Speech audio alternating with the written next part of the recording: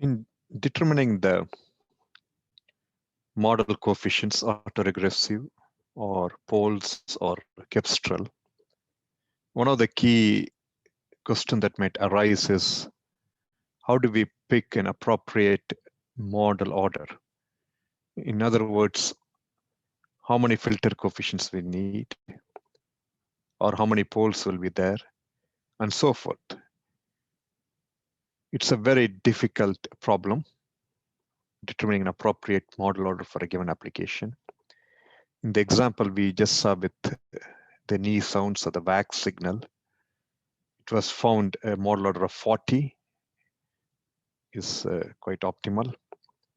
In many speech applications, they select a model order anywhere between 10 to 25 as an order. So it depends on application.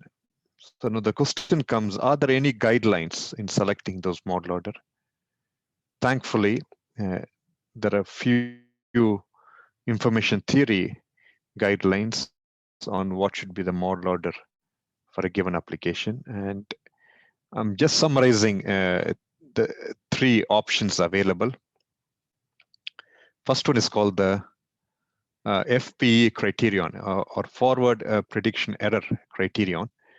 And it's given by this formula FPEP equal to sigma square n plus p plus 1 divided by n minus p minus 1, where p is the order that we want to determine. So it's again a minimization problem, in a kind of an optimization problem here, where different values are n and p are plugged in.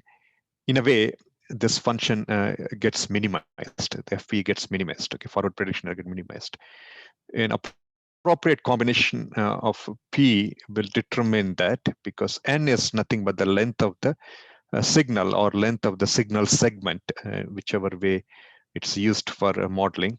So let's assume your n equal to 1,000 samples as a segment length, and you're trying out different values p in this case, and whichever way it gives a minimal value, you pick that p to be your model order. Okay, there are techniques which can do that. So I don't want you to worry about the details of this one. Just wanted to point out that we do have certain guidelines from the information theory that tells us what should be the order to be selected. The next one is Akiaki information criterion, or called AIC. AIC is again the most powerful methodology. It gives very good estimates for model order. In a way, it's connected to FP criterion, but the small difference here is that it's nothing but log of the prediction error, which is the variance of the error, prediction error or modeling error, plus 2p divided by n. Okay. So here again, n is known, so we selected the optimal p. So this is another way to find out the model order through AIC criteria. In fact, things like MATLAB has an inbuilt AIC command where you give AIC of a signal. It gives an approximate area of the model order that needs to be used. The other one is called MDL, or minimum description length. And that's the formula for the minimum description length. So I'm just giving the final equations for these three criteria. There are very detailed derivation steps available, which is not important for you to know. What's main thing here is to know, in fact, there are approaches to determine an optimal order. So I think this question came even before, what should be an appropriate order? This is one way. Very soon I will tell you a practical way to determine an order without going through any of the criteria, just by observing at the signal and its spectrum. So once the order is determined, and that's how we came up with the order to be 40 for the WAG signal. So once you have an order determined, then you know that many coefficients need to be extracted, and that becomes your features. Now, whether you wanted to reduce from this P even further, you can do a further feature selection. That basically tells certain machine learning techniques can take this reduced feature further classification or further ML outcomes. So So this is what we saw in the slides. In other words, summarizing the parametric representation or feature extraction or model representation of a stationary segment. The first approach is using AR coefficients A's, second one by using poles, P's, and the third one using Spectral coefficients. And we could use any of the three criteria in determining what should be the order of these features. Just like how we saw recently, AIC, MDL, or FP could be used to determine what should be the model order. So this is much more formalized than your previous understanding of how to extract features, how many features to extract, and all those things. And those features really may not lend itself towards some of the filter theory we have seen before. Whereas in an approach like this, it's very much connected to the filter theory we have seen before. It kind of shows what the modeling it's been done, much more theoretical aspects in terms of how it looks even in a pole zero diagram. So overall, an approach using Spectral poles or AR could be treated as an efficient feature extraction. Then you can use any of the MLs that you deem to be appropriate for the given application. The second important application of linear prediction, the first one we just saw was time series modeling, where we can have different ways to represent the model or features. We use the word model and feature interchangeably here. It means model is nothing but a very sparse representation of your given signal, which could be then fed as a features into an ML. Okay, that's the framework we are using here. Now, the second important application of linear prediction is called spectral estimation. And spectral estimation goes back into that we know previously from the model thing that we have the hypothetical input U going into the system H of Z, and we got the output X, U going. So that transfer function was written like that. Now, we can assume the gain to be 1, G to be 1 is a safe assumption in many applications. It's a constant. It could be assumed to be 1. The thing is that here, by going through the subsequent steps, all we are doing is that H of Z is X Z by U Z, but when you see U of Z is that in many cases, especially when we use an adaptive filter, and you see the hypothetical aspect is nothing but the error function. So that's why it's E of Z in that equation. Now, we know Z could be substituted along the unit circle to get the frequency response when we make Z equal to E j omega from your earlier understanding. When we do that, then we get another expression, H of E j omega. But yes, this is a function of E j omega, and it's as well equivalent to saying it's H of omega. Okay, so now it's in the frequency domain, and it's related to spectrum. So what we are coming at is that, so by using Parseval's theorem is basically energy conservation theorem. Okay, it says the energy of the signal in the time domain will be same as the energy of the signal in the frequency domain. So even if I transform a signal, the energy, which is nothing but the area under the curve, squared area under the curve, will be the same either in the time domain or the frequency domain. So it's essentially true because Fourier transform does not lose information because of the transformation from one domain to another domain.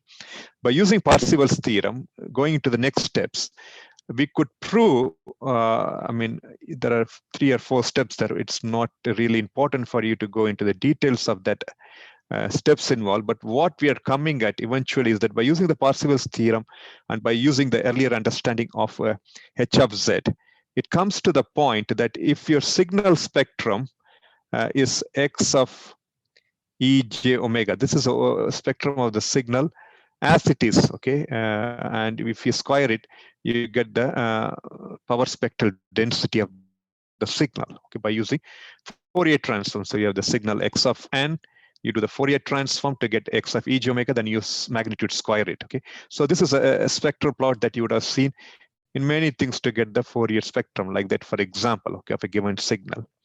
Now, what it says is that specifically through this process, it essentially says when you're doing some kind of least square minimization, your signal spectrum, which is h e omega, is equivalent to this spectrum, h of e j omega square. Now, what is h of e j omega square? It's coming from h of z, and h of z, as we know, is built upon the AR coefficients. So essentially, h of e j omega square is this equation here, a very key equation here. G square, it's again gain parameter, it could be assumed 1, divided by 1 plus summation k equal to 1 to p ak e power minus j omega k the whole square. So what's telling us is that here we went through the FFT process from the signal x of n. We did the fast Fourier transform, which is nothing but a faster version of discrete Fourier transform, and we got the signal's spectral behavior or power spectral density. You don't have to go through that process. That's what it's saying. You give us the AR coefficients A's, and I do this thing in the denominator, and I the same spectrum. Okay, so that's why it's called spectral estimation. That you don't have to really compute the spectrum always through FFT. You give the model coefficients or AR coefficients, and by just computing h of e j omega the whole square, it's equivalent of computing the signal spectrum. Now, why that is coming up as a signal spectrum? It's known, if you carefully watch this expression here, in the denominator is what we have is poles. And going back to the pole diagram we have seen before, so let's assume we have a couple of poles here, okay? Let's assume we have one pole here and another pole here very close to the unit circle. And let's assume the signal was sampled at 1 kilohertz. So you'll have 0 and you will have 1000 hertz here and 500 hertz here. But as you know, poles appear in complex conjugate pairs. So there should be another one equivalent to this and this, very close to the unit circle. So if we were to trace this from 0 to 500, we know how to trace this frequency hertz to thing. You will see that it's starting to peak at where the first pole is, and it goes and it's even peaks more when where the second pole is. Okay, pole here, and this one corresponds to the pole there, because this obviously is much more narrower and sharper, the second pole, because it's closer to the unit circle. Okay, so that's the pole behavior. Whereas, as we know, with the zeros, we get the dip. Okay, we get the valleys. With poles, we get the spectral peaks. So by having the spectral peaks plotted, you get an approximate plot of the signal's original spectrum, which you compute through FFT. So that's why it really traces the spectrum of a signal. So if you take any signal, for example, if you plot in the frequency domain or the or in omega, here it's h of f magnitude. This is FFT plot, means if you do anything with the model spectrum, it traces these spectral peaks. Okay, now this gives a clue. This gives a clue. Like, obviously, when you have p of those coefficients, as in the model order p coefficients, we have p poles. That means we'll have p peaks in the spectrum. P peaks in the spectrum. Okay, so basically, if you wanted to know the model order of a given signal here, you can plot the FFT spectrum, try to count the number of dominant peaks in the spectrum, and those peaks will definitely correspond to the equivalent of a pole in the autoregressive coefficients. So they're all linked now. Okay, so this is where it becomes important that by understanding the pole location, it necessarily corresponds to the spectrum of the signal, and it is also used as a feature at the end of the day.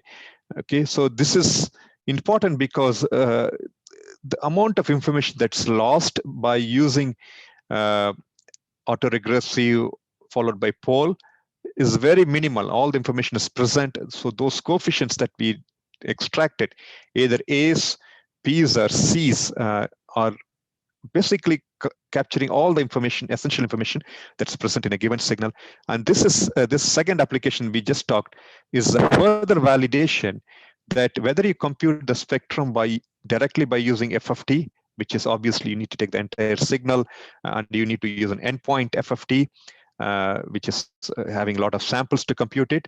You don't have to worry. You just give P coefficients, and by using the P coefficients, we know from this H, E, J, omega formulation, we can get the equivalent spectrum in a much more high level way. Okay, so if you see the plots normally we get out of AR coefficients or all pole model is much more smoother version of it, but nevertheless it basically captures the peaks in the given signal spectrum. Okay, so that's a very neat offshoot of what we just saw. Okay, so that's considered to be the second key application of linear prediction, which basically gives your AR coefficients, as we know, is in the domain of spectral estimation. The very final application of linear prediction, and eventually the final topic of this module on this part of the course is in the third domain of application in data compression. Okay.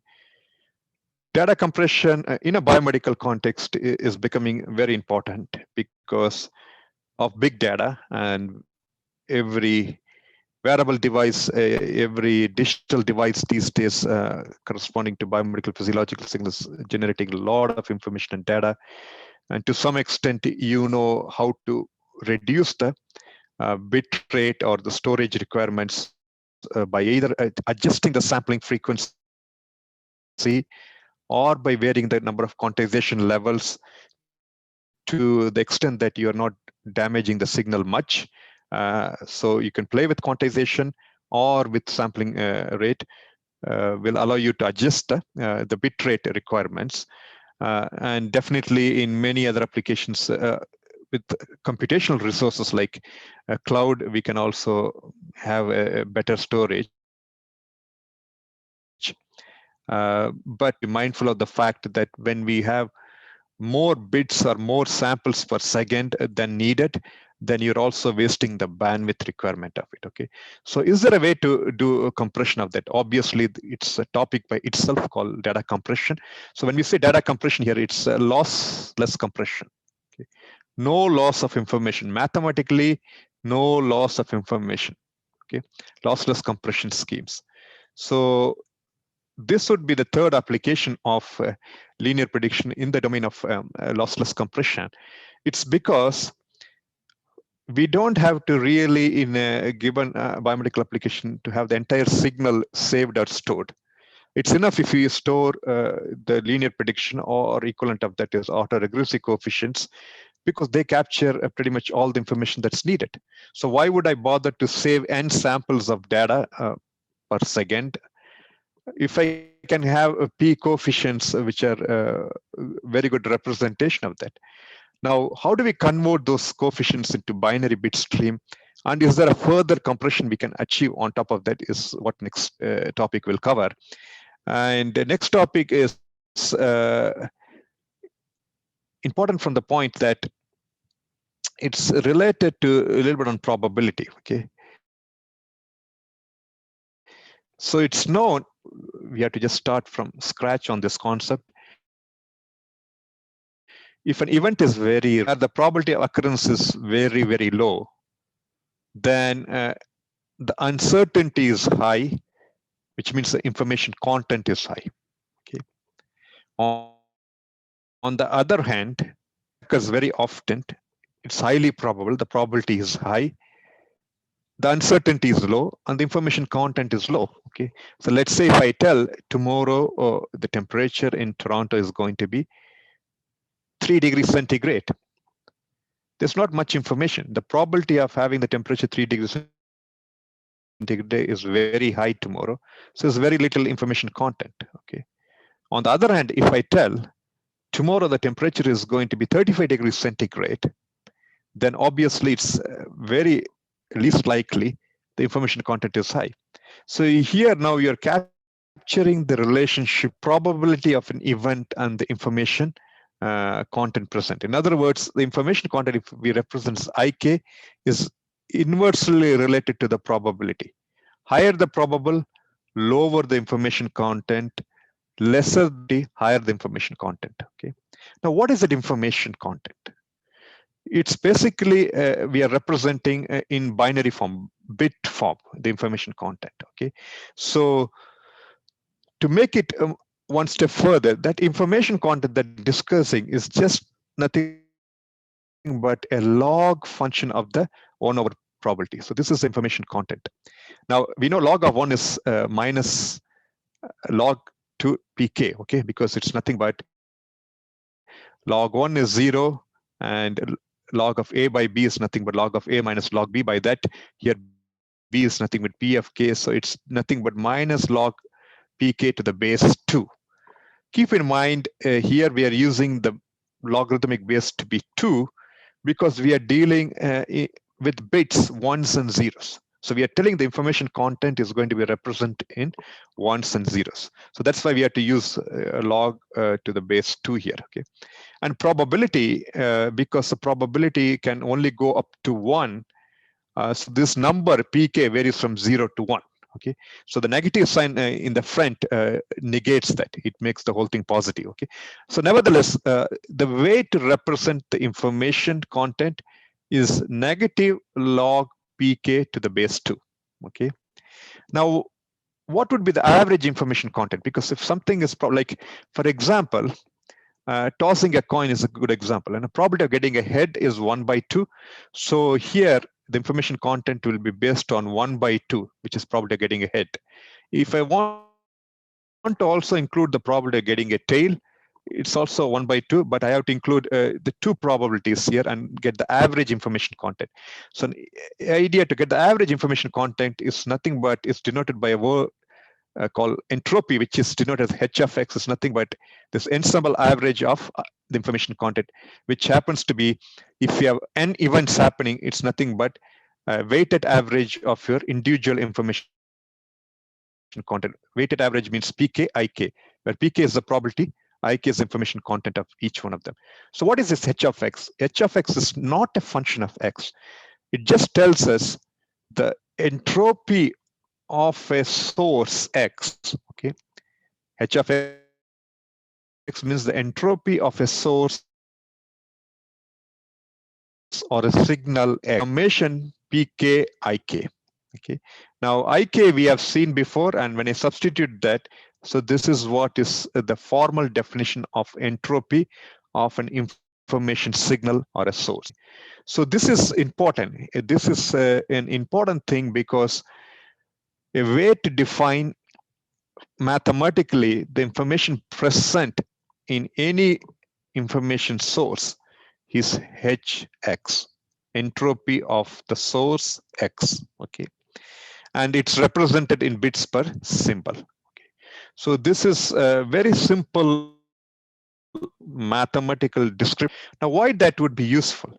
That's useful because that's going to basically determine our compression aspects of it, data compression aspects of it. And data compression is, I said, is super important these days with big data and also with applications like Internet of Things and so forth. Okay, so that leads to the very first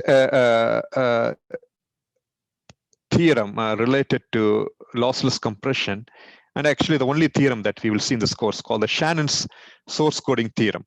You remember previously we talked about Nyquist-Shannon sampling. So Shannon has also influenced the world of compression. So what in the Shannon's theory says is that it says it's impossible to compress any data average bits per sample. Average bits per sample, the code rate is, in other words, nothing below h of x. You cannot, whatever compression scheme you use, if you want it to be lossless, you cannot go below, nothing below h of x. H of x is the ultimate limit, is a lower bound that one could achieve. Okay, if by means you have reached below h of x, it means there is some loss of information. Okay, so in a lossless case, this is true. So that's basically Shannon's coding theorem. No matter what kind of coding scheme you develop, you cannot go below h of x. this is important to keep in mind. Now we are starting to allocate the number of bits for each sample. The only way we know before this theorem to allocate the number of bits per sample is based on the number of quantization levels. Let's say if I have 4 quantization levels, we were giving on a fixed level 2 bits per each time domain sample, 2 bits per sample, okay, because we had 4 levels. Didn't matter whether those samples were occurring very often or less often. We were, no matter what we were giving, the same number of bits, 2 bits per sample. So there the average bit length is 2. But nobody says that you should give equal number of bits to all the sample. If a sample, a time domain sample is occurring very often, you give less number of bits for that. Vice versa, if that sample is occurring very rarely, okay, a time domain sample is appearing very rarely, then you give more bits for that. So this way, we give a differential allocation of the bit to the sampled signal. Whereas previously, we knew only to give fixed number of bits through the process of quantization. So which means here we can, similar to some of you might be familiar with Morse code. In Morse code, if a particular alphabet, English alphabet, is very common, then it uses a very short code to transmit. If the thing is very much repeating, then you use a short code because that's occurring very often. But if something is occurring very rarely, in the Morse code, we tend to use more dots and dashes. Okay, Morse code is based on the concept of dots and dashes. Similar to that, in this particular context, similar to the Morse code, we are telling there's something called Shannon's theorem, which is based on binary ones and zeros, and nothing can go below the entropy h of x. Now, if we determine the average code word length is L, it essentially says, L has to be greater than or equal to h of x. The same thing which I said before, nothing below h of x. Now you can also from here determine what's called the coding efficiency, which is nothing but h of x divided by L. Okay, it gives a coding efficiency. If something is 100% efficient in coding, it means your average code word length L is equal to h of x. Okay, as simple as that. Okay, so keep these simple equations in mind. Now let's go through a practical example. Okay, let's assume DMS is an abbreviation for a discrete memoryless source, which is nothing but a sampled time domain signal, same as that. Okay, I'm just using the word DMS to match with the information theory DMS. It's nothing but a sampled signal. Okay, let's call it a sampled signal. Okay, so this sample signal has obviously various time domain samples with amplitudes corresponding to what was present in the continuous domain signal, but they're taken in a discrete levels. Now, if you compute the probability of occurrence, then you read 3 sample values occur, okay, in that given sample signal. So let's assume as x1, x2, x3, x1, x2, x3, and 70% of the time in that given signal, you have x1 appearing. Okay, 20% of the time you have the sample value x2 appearing in the signal, and 10%, which is 0.1 of this whole thing, you have x3 appearing. So x1, x2, x3 are now assigned the probability. So these are the sample values it could take.